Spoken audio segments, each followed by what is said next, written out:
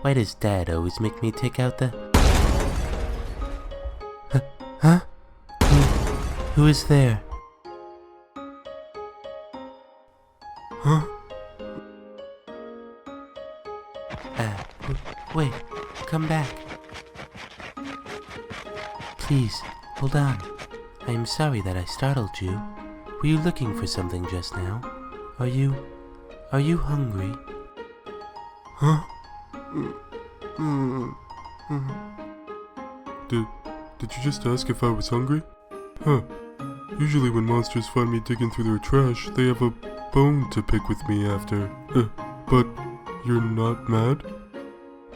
No, of course not. I hope you do not mind me asking, but what are you doing out here all alone?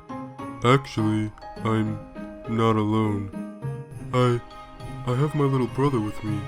He and I haven't eaten in a while, so I decided to stop in Snowdon for some food, but all of the shops are closed, and I don't have money to pay for food anyway. I'm sorry for going through your trash, but I really should get going. This poor little kid does look like he is starving, and he has a little brother with him. I have to help. Hold on. Please wait here for just a minute. I promise I will be right back. Huh? That night, I knew that I had to do something to help. Even if it meant lying to my own father. I knew I would be punished somehow afterwards, but I was not about to let anyone go hungry if I had a say in it. I was prepared to steal from my own father. Okay, here we go. Grillby, where was our last order? What are you doing back there? Sorry, Father.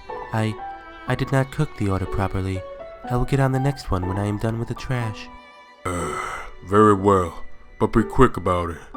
Oh, hey, there you are. You ran off in such a flash, I figured I'd hang like you asked. Thank you for waiting. I apologize for my sudden disappearance, but... Here, this is for you. I packed 2 hamburgers, 2 large fries, ketchup, and mustard packets. I believe you should be set. I apologize for there not being more. What? But... I can't pay for... Oh no, you do not owe me anything. We could start a tab if you really wanted, but please, take it for your brother and yourself. After all, even skeletons cannot live on empty stomachs, can they?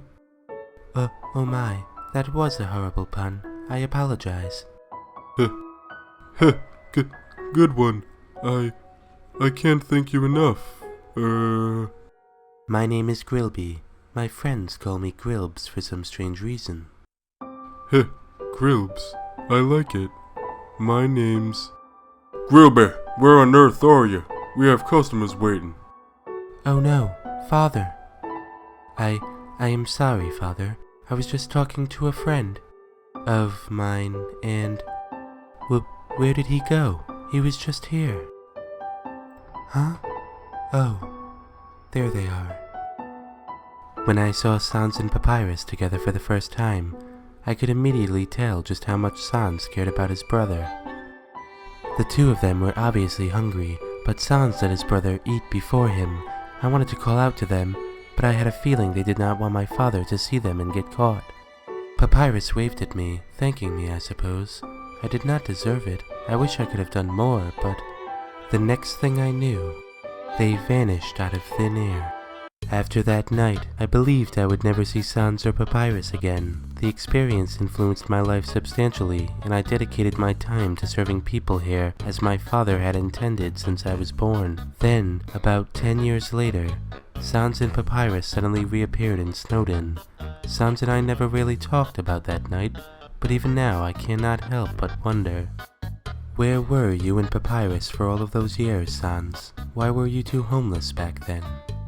There really isn't much to tell, Grillbs. It's a pretty boring story. Besides, the kid doesn't want to have to listen to a long old story like that. Isn't that right for... Oh jeez, kid, not you too. Listen, you two. I have my reasons for staying quiet about our story. Honestly, I've never told it to anyone. Partly because I don't really like living in the past. and also because I don't want my past to change what I've got now. And trust me, if you knew some of the things I've done, I doubt you'd ever be able to see me the same way again.